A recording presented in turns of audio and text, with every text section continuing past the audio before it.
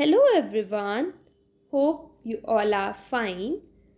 आज हम हमारी फाइनेंशियल अकाउंटिंग की सीरीज़ को ही कंटिन्यू करेंगे और जैसा कि आप सब जानते हैं कि हमने चैप्टर स्टार्ट लिया हुआ है accounts of non trading organisation. आज हम इसी को कंटिन्यू करेंगे। इससे रिलेटेड वन पार्ट हम ऑलरेडी डिस्कस कर चुके हैं। This is our part number 2। आज का हमारा टॉपिक है some important terms relating with non trading organisation. Start करते हैं। स्टार्ट करने से पहले हम थोड़ा सा रिवाइज कर लेते हैं। What is non trading organisation? Non trading organisations क्या होती है? नॉन ट्रेडिंग ऑर्गेनाइजेशंस ऐसी ऑर्गेनाइजेशंस होती हैं जहाँ पे गुड्स का सेल एंड परचेज नहीं किया जाता। नेम से क्लियर नॉन ट्रेडिंग, कि जहाँ पर नॉर्मली जो गुड्स हैं उनका सेल परचेज नहीं होता और जिनका मेन ऑब्जेक्टिव क्या होता है? सर्विसेज रेंडर करना। दैट मीन्स इनका मेन ऑब्जेक्टिव प्रॉफिट अर्न करना नहीं होता। क्या होता है? सर्विसेज रेंडर करना to their members, to the society. For example school, colleges, clubs. और जैसा कि हमने बात की थी कि हम इसमें प्रोफेशनल्स को भी इंक्लूड करते हैं, like advocates, tax consultants, chartered accountants. ये भी किसके अंदर कैटेगराइज होते हैं? नॉन ट्रेडिंग ऑर्गेनाइजेशन के अंदर। क्लियर है? लास्ट वीडियो में हमने बात की थी final accounts of non trading organisation की। जैसे हम ट्रेडिंग ऑर्गेनाइजेशन का फाइनल अकाउंट्स प्रिपेयर करते हैं, इन द सेम वे हम नॉन ट्रेडिंग ऑर्गेनाइजेशन का भी फाइनल अकाउंट्स प्रिपेयर करते हैं। हमने ट्रेडिंग ऑर्गेनाइजेशन का जब फाइनल अकाउंट्स प्रिपेयर किया था तो उसमें हम क्या प्रिपेयर करते हैं? Trading and profit and loss account and balance sheet. ठीक है, अगर हमें पूछे कि फाइनल अकाउंट्स ट्रेडिंग ऑर्गेनाइजेशन क्या होता है तो 3 चीज़ें प्रिपेयर होती हैं: trading account, profit and loss account and balance sheet. In the same way non trading organisation में 3 अकाउंट्स प्रिपेयर किए जाते हैं। First is receipt and payment account, income and expenditure account and balance sheet. Clear है? First है हमारे पास receipts and payment account. ये जो अकाउंट होता है वो सेम होता है as a cash account. That means इस अकाउंट में हम सारे कैश ट्रांजेक्शन्स को नोट डाउन करते हैं। लाइक नेम से क्लियर ना, रिसिप्ट्स एंड पेमेंट। ये जो अकाउंट होता है वो रियल नेचर का होता है, यानी debit what comes in, credit what goes out. Debit में सारे रिसिप्ट्स दिखाते हैं और क्रेडिट में हम पेमेंट्स दिखाते हैं। क्लियर है बच्चे? नेक्स्ट है हमारा income and expenditure account. Income and expenditure account जो है वो सिमिलर होता है किससे? प्रॉफिट एंड लॉस अकाउंट से। जैसे ट्रेडिंग ऑर्गेनाइजेशन में हम P&L अकाउंट प्रिपेयर करते हैं, वैसे ही नॉन ट्रेडिंग ऑर्गेनाइजेशन में हम income and expenditure account prepare करते हैं। ओके, तो इसका जो नेचर है इनकम एंड एक्सपेंडिचर का वो सेम है एज अ P&L अकाउंट। P&L अकाउंट कौन सा अकाउंट होता है? हमारा नॉमिनल नेचर का अकाउंट होता है। इनकम एंड एक्सपेंडिचर भी जो है वो हमारा नॉमिनल नेचर का अकाउंट है, यानी debit all the expenses and losses, credit all the incomes and gains. इसमें भी डेबिट किसको किया जाता है? एक्सपेंसेस को, और क्रेडिट किसको किया जाता है? इनकम्स को। थर्ड है बैलेंस शीट। बैलेंस शीट हम प्रिपेयर करते हैं फाइनेंशियल पोजीशन जानने के लिए। जैसे हम ट्रेडिंग अकाउंट जो ट्रेडिंग ऑर्गेनाइजेशन है उसकी बैलेंस शीट प्रिपेयर करते हैं, वैसे ही हम नॉन ट्रेडिंग ऑर्गेनाइजेशन की बैलेंस शीट प्रिपेयर करते हैं। बस आइटम्स का डिफरेंस होता है, वो हम आगे डिस्कस करेंगे। क्लियर है बच्चे? सो इसमें हम 3 अकाउंट्स प्रिपेयर करते हैं: receipt and payment account, income and expenditure account and balance sheet. अब हम कुछ आइटम्स डिस्कस करते हैं relating with non trading organisation. कुछ टर्म्स हैं जो हम ट्रेडिंग ऑर्गेनाइजेशन में हमें देखने को नहीं मिलेंगी, जो स्पेशली रिलेटेड हैं किससे, नॉन ट्रेडिंग ऑर्गेनाइजेशन से। सो डिस्कस करते हैं। फर्स्ट है सब्सक्रिप्शन। सब्सक्रिप्शन क्या है? Subscription is members contribution. जो ऑर्गेनाइजेशन के मेंबर्स हैं, जो वो कंट्रीब्यूट करते हैं ऑर्गेनाइजेशन को, ठीक है, मतलब टाइम टू टाइम जब वो कंट्रीब्यूट करते हैं ऑर्गेनाइजेशन के लिए, उसे हम क्या बोलते हैं? सब्सक्रिप्शन। ठीक है, ये रेकरिंग नेचर का होता है, मतलब ऑर्गेनाइजेशन जो है वो रेगुलर इंटरवल्स पे ये जो मेंबर से ये कंट्रीब्यूशन रिसीव करती है। अब इसका अकाउंटिंग ट्रीटमेंट क्या होगा? सब्सक्रिप्शन जो है वो रेकरिंग नेचर का होता है, तो रेकरिंग नेचर के जो खर्चे होते हैं या इनकम्स होती हैं उसे हम कहाँ नोट डाउन करते हैं? इनकम एंड एक्सपेंडिचर अकाउंट में। तो इसे हम कहाँ नोट डाउन करेंगे? इनकम एंड एक्सपेंडिचर अकाउंट में, क्रेडिट साइड। क्लियर है बच्चे? दो तरीके की आइटम्स होती हैं हमारे पास, revenue items and capital items. Revenue items होती हैं जो रेकरिंग नेचर की होती है, यानी जो बार बार अक्कर होती हैं, उसे हम कहाँ नोट डाउन करते हैं? इनकम एंड एक्सपेंडिचर अकाउंट में। और कैपिटल आइटम्स होती हैं जो क्या होती हैं? नॉन रेकरिंग होती हैं, यानी जो बार बार अक्कर नहीं होती, उसे हम नोट डाउन करते हैं बैलेंस शीट में। जो कैपिटल आइटम्स होती हैं वो नॉर्मली लार्ज अमाउंट होता है, और रिवेन्यू आइटम्स जो है वो स्मॉल अमाउंट होता है। क्लियर है? Next is donations. Donation means दान या gift. Amount received as a gift. अगर ऑर्गेनाइजेशन किसी से अमाउंट रिसीव करती है एज अ गिफ्ट, वो किसी से भी रिसीव कर सकती है, लाइक किसी पर्सन से, किसी कंपनी से या किसी एसोसिएशन से, उसे हम क्या बोलते हैं? Donation. Donation is amount received as gift.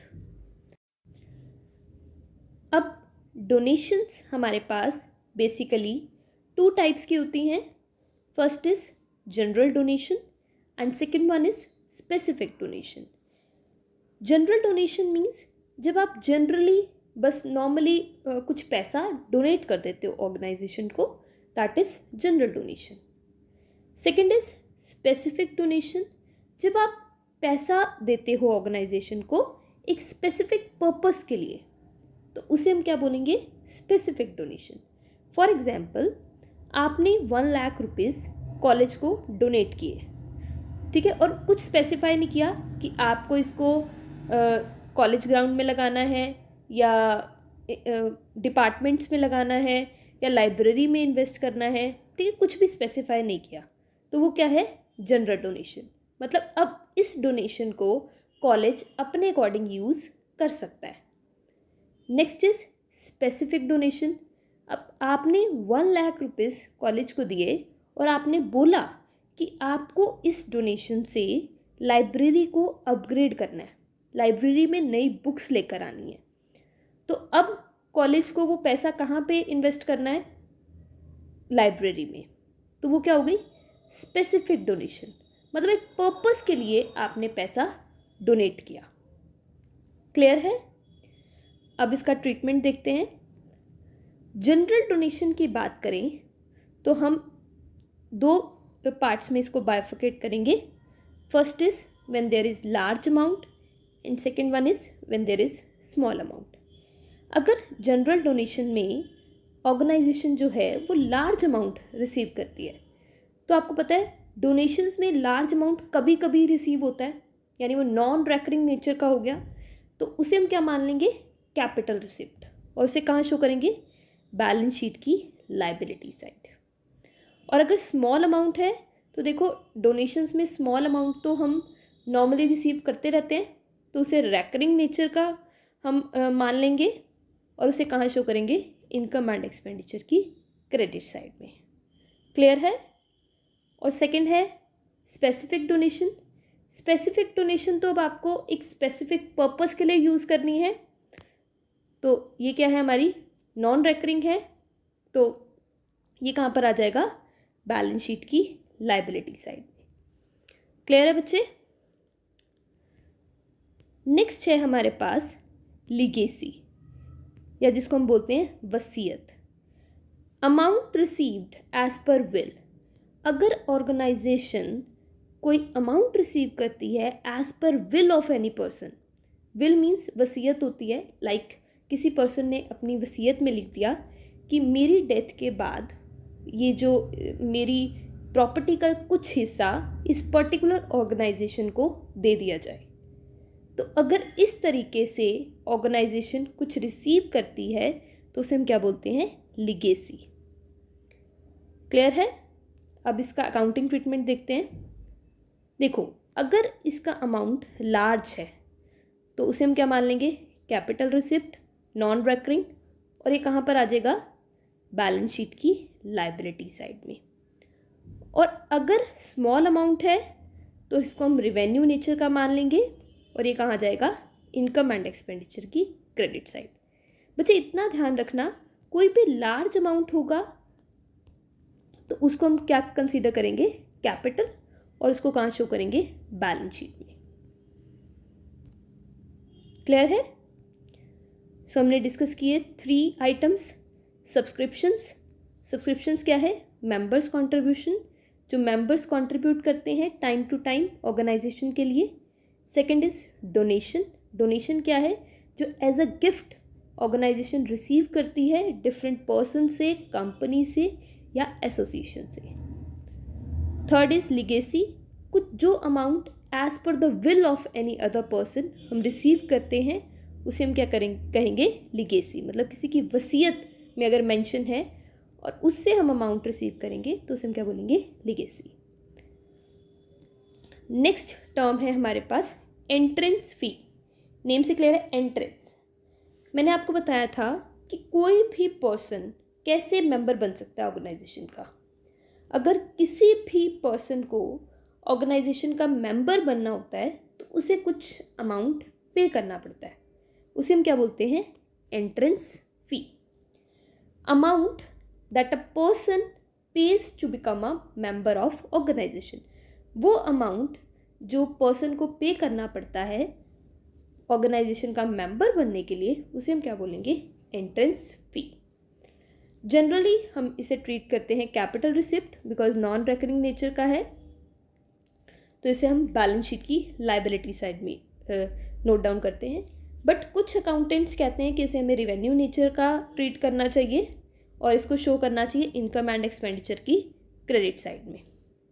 सो इस केस में नॉर्मली तो हम इसे कैपिटल रिसिप्ट ही कंसीडर करते हैं, बट आप इसको रिवेन्यू आइटम भी कंसीडर कर सकते हो, बट आपको नोट्स में मेंशन करना पड़ेगा कि आपने इसको कैपिटल आइटम लिया है या रिवेन्यू आइटम।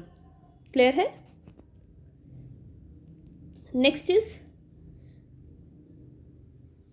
नेक्स्ट पॉइंट है हमारे पास लाइफ मेंबरशिप फी। नेम से क्लियर है, लाइफ मेंबरशिप फी। अगर कोई मेंबर या कोई पर्सन ऑर्गेनाइजेशन की परमानेंट मेंबरशिप लेना चाहता है, यानी परमानेंटली मेंबर बनना चाहता है ऑर्गेनाइजेशन का, तो वो क्या पे करेगा, लाइफ मेंबरशिप फीस। अभी तो नेम से क्लियर है, लाइफ में एक बार पे करनी है, तो ये क्या हो जाएगी, कैपिटल रिसिप्ट, और इसे हम शो करेंगे बैलेंस शीट की लायबिलिटी साइड। क्लियर है? नेक्स्ट आइटम है सेल ऑफ ओल्ड एसेट। अगर ओल्ड एसेट को सेल आउट किया जाए तो उसे हम क्या बोलेंगे, सेल ऑफ ओल्ड एसेट। तो इसका ट्रीटमेंट क्या होगा, एक तो एसेट हमारी कम हो गई तो बैलेंस शीट में वो पर्टिकुलर एसेट आप लेस कर दोगे। फॉर एग्जांपल आपने मशीनरी सेल आउट की तो आप क्या करोगे, मशीनरी जो है वो बैलेंस शीट में शो नहीं करोगे, या जितना भी पार्ट आपने सेल किया उसको लेस कर दोगे, और जो उससे प्रॉफिट और लॉस हुआ उसे कहाँ दिखाओगे, इनकम एंड एक्सपेंडिचर अकाउंट में। फॉर एग्जांपल आपने फर्नीचर सेल किया जिसकी बुक्स में वैल्यू थी 10,000 और आपने इसको सेल किया 12,000 पे। तो एक तो आप फर्नीचर 10,000 का बैलेंस शीट में से लेस कर दोगे, मतलब बैलेंस शीट में 10,000 का फर्नीचर हटा दोगे, और सेकेंडली अब देखो फर्नीचर था 10,000 का, सेल किस पे किया, 12,000 पे, यानी प्रॉफिट हो गया कितने का, 2,000 का। सो ये जो प्रॉफिट है वो हम कहाँ शो कर देंगे, इनकम एंड एक्सपेंडिचर अकाउंट की कौन सी side, credit side, because credit side कौन सी साइड होती है हमारी, इनकम साइड। और अगर लॉस होता तो हम कहाँ शो कर देते, debit side. Next is sale of old newspapers and magazines. अगर हम ओल्ड न्यूज़पेपर्स और मैगजीन्स को सेल आउट करते हैं तो वो भी हम इनकम एंड एक्सपेंडिचर अकाउंट की क्रेडिट साइड में शो कर देंगे, बिकॉज ये भी रेकरिंग है। न्यूज़पेपर मंगवाएंगे तो फिर अब उसको सेल आउट भी करना पड़ेगा रद्दी को। क्लियर है बच्चे। नेक्स्ट है हमारे पास ऑनरेरियम। अब देखो कई बार ऑर्गेनाइजेशन में क्या होता है, हम कुछ पर्सनालिटीज़ को बुलाते हैं ताकि वो जो हमारे मेंबर्स हैं उनको लेक्चर डिलीवर कर सके।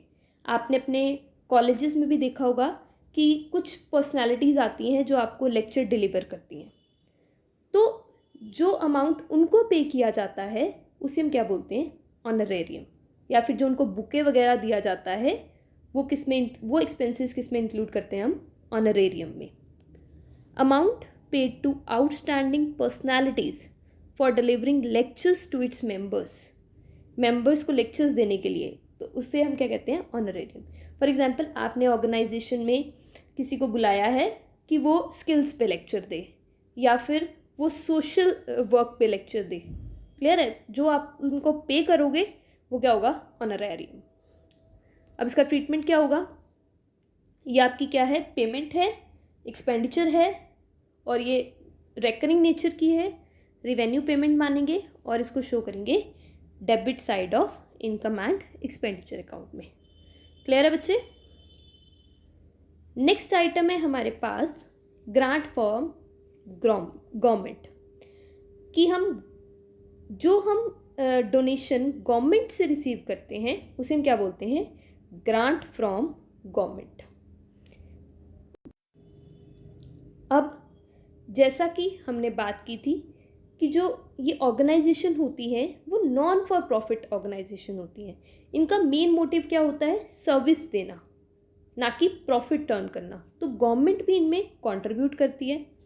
अब गवर्नमेंट भी दो तरीके से कंट्रीब्यूट कर सकती है, कुछ स्पेसिफिक पर्पस के लिए दे सकती है और जनरल पर्पस के लिए। जनरल मतलब नॉर्मली कंट्रीब्यूट कर दिया, अब ऑर्गेनाइजेशन पे है कि उसे वो कहाँ पर यूज़ करे, और एक स्पेसिफिक पर्पस मतलब बता कर कि आपको ये पैसा इस पर्टिकुलर चीज़ में लगाना है, तो वो क्या हो जाएगा, specific purpose.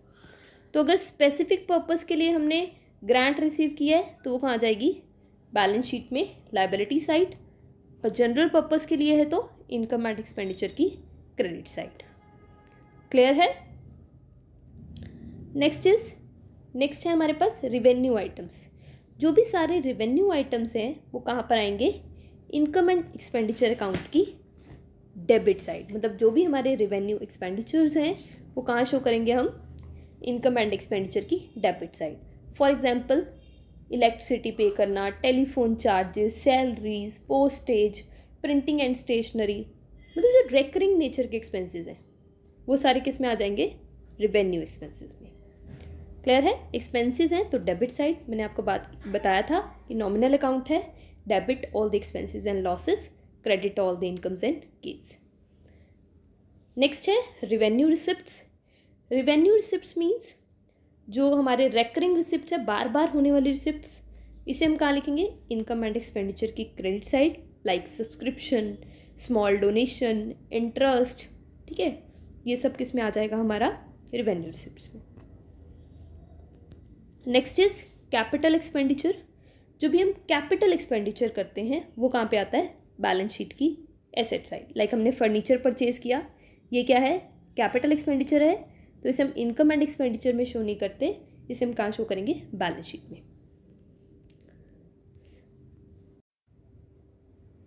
Next is specific funds. जब ऑर्गेनाइजेशन में कुछ फंड्स क्रिएट किए जाएं किसी स्पेसिफिक पर्पस के लिए, ठीक है, उसे हम क्या बोलेंगे, specific funds. For example charity fund, charity करने के लिए, बिल्डिंग फंड, बिल्डिंग बनाने के लिए, मतलब जैसे हम साइड पे नहीं रख लेते कुछ पैसा कि हाँ ये इसी पर्पस के लिए, उसे हम क्या बोलेंगे, स्पेसिफिक फंड्स। इसे हम कहाँ शो करते हैं, बैलेंस शीट की लाइबिलिटी साइड में। अब जैसे हम कोई पैसा रिसीव करेंगे बिल्डिंग फंड के लिए तो वो किस में ऐड हो जाएगा, बिल्डिंग फंड में। और जैसे ही कुछ एक्सपेंस करेंगे हम, लाइक अब ये फंड बिल्डिंग के लिए है, तो बिल्डिंग पे जब एक्सपेंस किया जाएगा तो वो उस फंड में से लेस होता जाएगा। ठीक है, लाइक बिल्डिंग फंड में पड़े थे 10 लाख रुपीज़, तो मैंने 1 लाख रुपीज़ बिल्डिंग पे लगा दिए, तो वो जो एक्सपेंसेस है वो हम लेस कर देंगे उसमें से, और फिर अब बिल्डिंग फंड में कितना रह गया, 9 लाख। क्लियर है बच्चे? सो ये क्या है, specific funds means funds raised for special purpose, एक पर्टिकुलर पर्पस के लिए जो फंड्स क्रिएट किए गए हैं उसे हम क्या कहते हैं, स्पेसिफिक फंड्स। और कहाँ लिखेंगे, बैलेंस शीट की लायबिलिटी साइड में। और बताया मैंने आपको, expenditure incurred in this regard will be deducted from the fund, जो भी एक्सपेंसेस करेंगे फिर हम इसी फंड में से उसको रिड्यूस करते रहेंगे। क्लियर है? सो ये थी कुछ हमारी important terms relating with non trading organisation. Hope आपको ये क्लियर होगा। आज के लिए बस इतना ही। Thank you so much for your attention. Don't forget to like, subscribe and press the bell icon. Have a nice day.